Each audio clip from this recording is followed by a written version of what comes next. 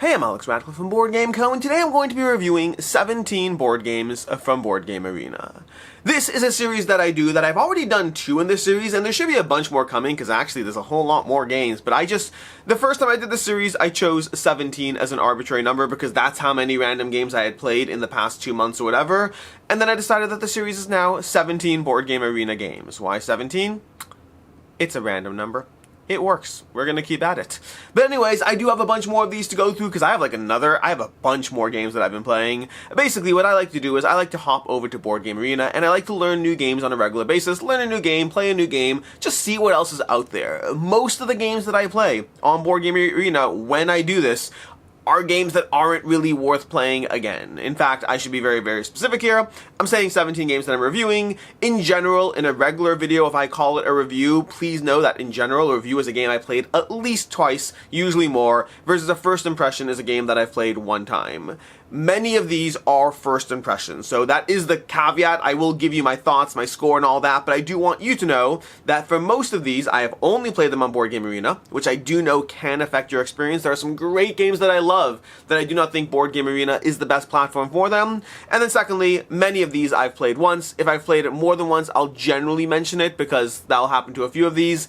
But honestly, I have found some really good games on BoardGameArena. Darwin's Journey, for example, is a game that the first time I played it was on BoardGameArena. Then again, it's not like I found it on BoardGameArena. Either way, I've played a lot of games that some of them I only played because of BoardGameArena, some of them I played for the first time on BoardGameArena. I play a lot of stuff online. BoardGameArena is just my current platform of choice. But also, there are a lot of games that are just not worth your time, or at least not worth my time, and I think that I want to let you know which games worked for me and which ones not. So I will be going over these 17 games. I will be going from least fun to most fun. I will be assigning a score to all of them. Again, caveats, most of these are going to be first impressions, but nonetheless, I'll assign a score, and I'll be giving my thoughts on them. One of the reasons I do this is because I find it's very often quick and easy to pick up a new game, and I like that process, which is a good segue to our channel sponsor, because if we head over here to AllPlay in general has a ton of games that are quick and easy to pick up, and in general their games are better than the average BoardGameArena game. There are many games on BoardGameArena that are better than AllPlay games, but the average AllPlay game is better than your BoardGameArena game. You can check this out. Go to allplay.com, check out their games category. They have a lot of games from themselves as well as other publishers that they work with. With that, let's go ahead and start off with number 17, which is Mind Cycling. Mind Cycling might be the only one on this list that I didn't even know. I did finish it. I was going to say I didn't bother to finish it. That's not true. I did finish it. I did finish this game. I debated not finishing it. Mind Cycling is a racing game. It's a racing game. It's a 5.8 over here. I think that's being generous. I didn't see... Now, to be fair, I should note, I'm not really the target audience for racing games. I've yet to find a racing game that I loved. Racing games I can enjoy, I can appreciate, but it's clearly not the genre for me based on the fact that I've yet to find something that was incredible within that genre for me. Even games like Heat that are well loved, for me, is like, Heat's a good game. It's a good game. So like the best of the best in the category, to me, I'm just okay with. So it should get that caveat. That said, I did not find Mind Cycling fun. I found it tedious. I just didn't find it rewarding strategically in any way. To me, I'd give this a 2 out of 5. In general, you can check my rating scale down below. I'd give this a 2 out of 5. Then we have Diceathlon over here. Oh, I should note, I meant to say this at the beginning. Sometimes when I do these videos, when you get to the end, there are some really good games that I think you shouldn't miss out on. I think, feel free to watch the rest of this video, and I guess if you keep watching after this, that's on you. Feel free to watch the rest of this video. I don't think there's anything in this video that I think is a must-play. Towards the end, there are definitely games that I've had more fun with and would happily play again on BoardGameArena, but nothing in this video is the must-play. Usually, the past 2 times I've done this series, there have been some really good games at the end, and in future videos, there will be some really good games at the end, because there are a lot of great games that I find and play on BoardGameArena. But this is not one of the videos where I have a lot of them. There's like bad going to like decently fun. That's the ranking. That said, you might still want to watch it because you might want to know what to avoid. Diceathlon. This one over here, this is actually not bad over here. We jumped directly from, from a 2 straight up to a 3 over here. Diceathlon is basically checking off boxes. It's a roll and write. Nothing incredible about it, but I had fun. It was decent. It wasn't bad. Moonshine, same basic idea. Well, I mean, not really, not necessarily same basic idea. This is a totally different game. It's card collection. A lot of rolling dice. I thought the art was fine. The presentation was fine. I just found it to be not super satisfying. Again, it would be another 3 out of 5. Not the worst, not the best. Map Masters. Map Masters, I kind of wanted to like. I like the general idea of what Map Masters is doing, but I found it to be way too tedious as far as trying to optimize. My main issue with Map Masters is I didn't enjoy the part where I keep trying to reconfigure and adjust the cards because I'm like, wait, no, I can do better. Nope, I can do better. It was that issue. It was the issue that way the cards are constructed kind of makes me want to keep getting a better, like if I change this here and I move this here and I reconfigure this here, and that wasn't fun for me. It made the game what a game that could have been fun, and instead made it I'm going to rearrange constantly until I optimize to the nth degree, or just give up and just say it's good enough. And I didn't like that process. So overall the game's pretty fine, but that kind of held it back for me. Another 3 out of 5. Elongo. Another 3 out of 5 over here, and again, this is they like it less than I do. I thought Elongo was pretty fun. There's no images here to show you, unfortunately, but Elongo is basically tile placement. Your tile placement while trying to create these groupings and then finish off these groups. It's like a Carcassonne game, but if Carcassonne were significantly harder to visualize what's going on. But other than that, I think the gameplay was pretty decent. It's just the visualizations on this game were horrible. I'm actually curious what the ratings say. What do the ratings say? Played on BGA, multiple agreed to be less painful, notch-out points were lost. Uniquely shaped tiles. Yeah, I don't know. Cannot imagine trying to score without this into BGA. That's an interesting call out. I don't disagree with that. Yeah, Carcassonne with less regrets. I don't know. It was fine. I thought it was fine, but it was not great, and I would just rather play Carcassonne any day of the week. Then we go to Beyond. Another 3 out of 5. There's a lot of 3 out of 5s over here. At some point towards the end, we'll jump to some 3.5s, but doesn't get higher than that. Beyond was another one where it's basically just card collection. You're drafting cards. There's an element of busting in the game. You're trying to create these sets of cards by creating those like squares over there. Different sets are harder to accomplish based on the flexibility of the cards. There's a degree of stealing cards from your opponent. It was fine. It was a totally fine game. Felt very, very luck dependent, but it's luck dependent, push your luck. Not the worst. I'd rather play, I don't know, Dead Man's Draw or anything else, but 3 out of 5. We have Bricolage Heads. No, it's called Kikai. Kikai. Why is it called Bricolage Heads? I thought it was known Kikai. I don't know. Either way, Kikai over here, which this is another one that I thought was decent, but I don't know if I fully understood. This one might be a me problem, okay? Because I played this. I actually played this one twice because I was like, you know what? I want to try to iterate and figure out if I can do better the second time round. And it both times was not really for me. Kikai is a game that basically has you, I don't even know how to describe this game. It's so weird to describe. You're kind of placing things down into different districts. You're placing these statues down. No, that's not a good image there. Let's try to find a better image. You're trying to place like statues down in different districts. You're trying to like build these structures, whatever it is, while you attract people to those structures. It was interesting. I don't know if I fully grasped the strategy. Again, I played through 2 full games of this one because I was like, maybe the first game I just didn't really understand it well enough. And so I did it again, and I was like, nope, I still don't understand it well enough. Like, I understand all the things that are happening, but like, at no point did a cohesive element of strategy come through for me. So like, I'm still gonna give it a 3 out of 5 overall. Again, I liked it enough to play twice, but I feel like I'm not fully grokking what's going on in this game. Again, this is one where it might be worth trying it despite my opinion, because I do think I'm not fully grasping it after having played it twice, learned the rules, all that, read the rulebook too, by the way, in general. If I'm not sure about a game on BGA, so very often I'll play it once, and then if I don't feel I got it, I'll then read the rulebook to dive into it again, and still with this one, I feel like I'm missing how it all comes together. But it's going to be another 3 out of 5 for me. Schotten Totten.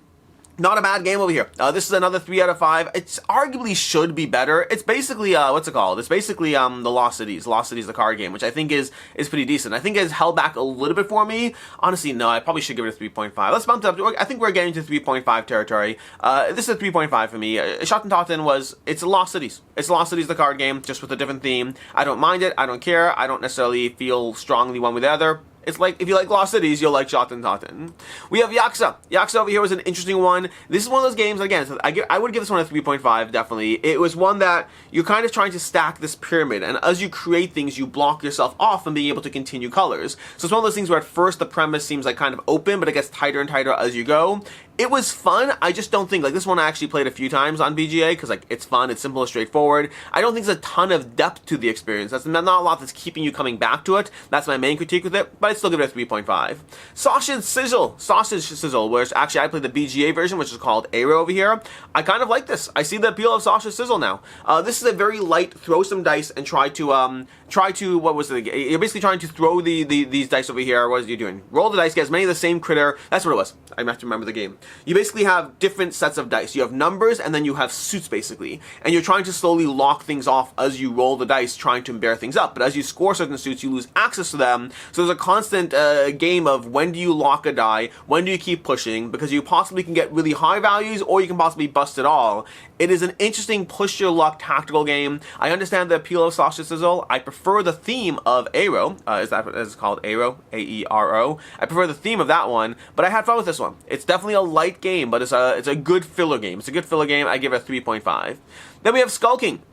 Skulking is a trick-taking game that I've had in my collection personally for a long time. I've always gone back and forth between keeping it and getting rid of it. Every time I've wanted to get rid of it, people have been like, I love this trick-taking game, it's so great. So I finally played it on BGA when I had a chance, and then I got rid of my physical copy. Now, I don't mind it. Again, it's a 3.5 out of 5. But I played it on BGA, and I was like, it feels like there's a little bit too much going on that makes it a little too chaotic. Now, that is something, I will be fully clear up front, there are some chaotic trick-taking games that I really enjoy. Right now, Torchlit, speaking of All Play, Torchlit from All Play is a chaotic trick-taking game that I'm still trying to decide where I rank it, because I really enjoy the experience, but it's kind of victim to, like, did you just get lucky enough on your predictions? We'll talk about it more. I plan on playing it more before reviewing, but, like, that's one where I'm trying to decide where it is, and I feel Skulking could have the same criticism. So, like, sometimes it's just how you feel about a game. But overall, I enjoyed Skulking. I had fun playing it. I just felt that it was a little bit too lucky, a little too... I can make the best calls possible and then still get slapped with, oh, you had that one card. Okay, fine, you had that. Oh, there's too much chaos going on.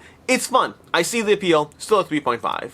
Der König des Waldes, the King of the Woods, which if you search the King of the Woods doesn't show up on BGG, so I have to try to find this game.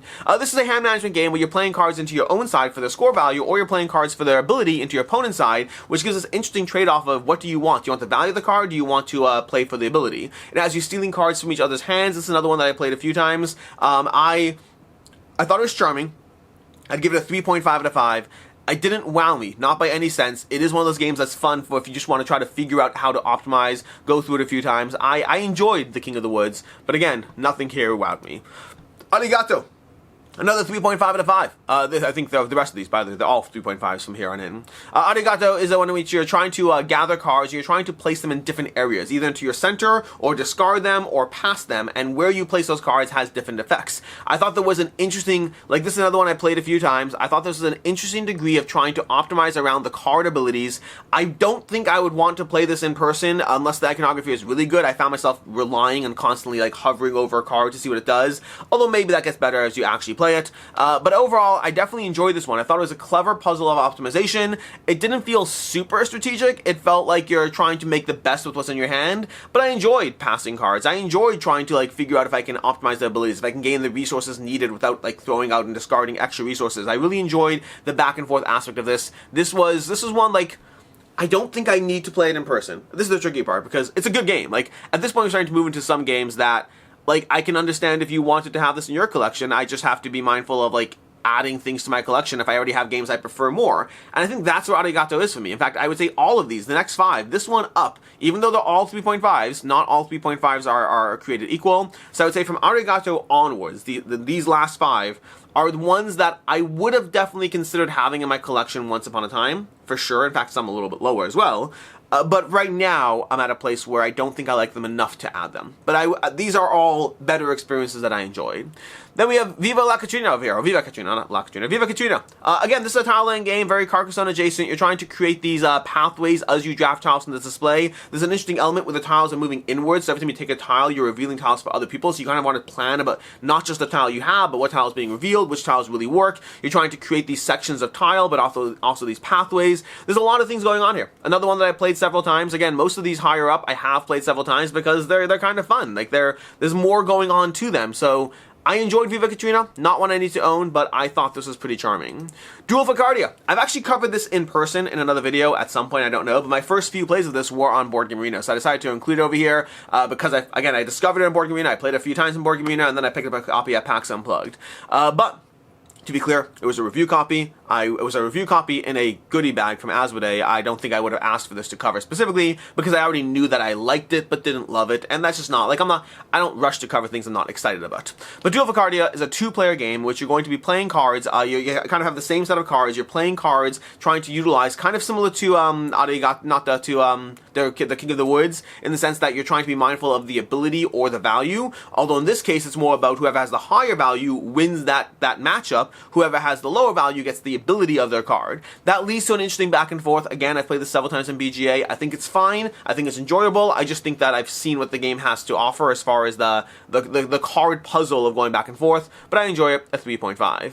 Luz over here. Luz, I don't know exactly how to pronounce that, but Luz, this is one which is an interesting trick-taking game in which you see the values, the backs, you see the backs that your opponents have as you're trying to predict which suits are going to win, and so, but you can't predict what's going to be played. Sorry, other way around. You see your opponent's values and you see your backs. You see your backs in the game, which is interesting. So you're trying to play cards. So for example, let's say there's a 1 to 8 in blue.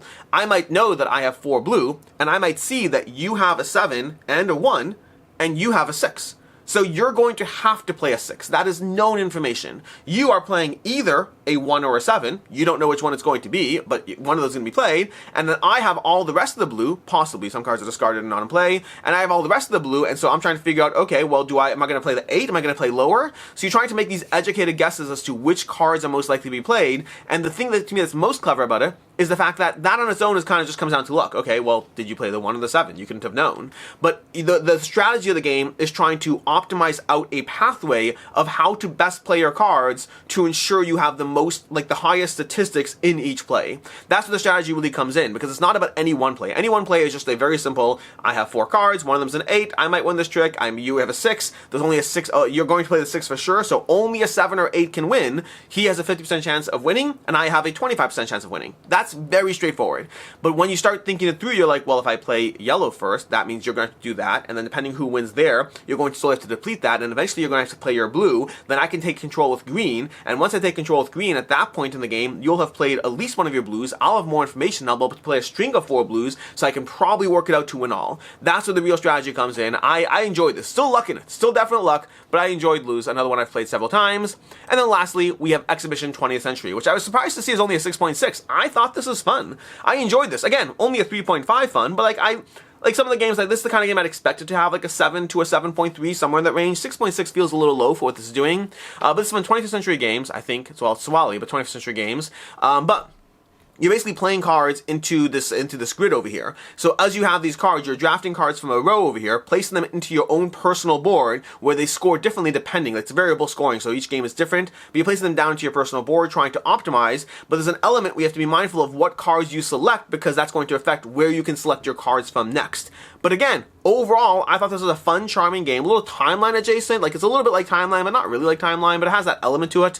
But it's just a card drafting mechanism with point scoring placement that you're trying to be mindful of. I enjoyed the puzzle of it. But again, a 3.5 out of 5.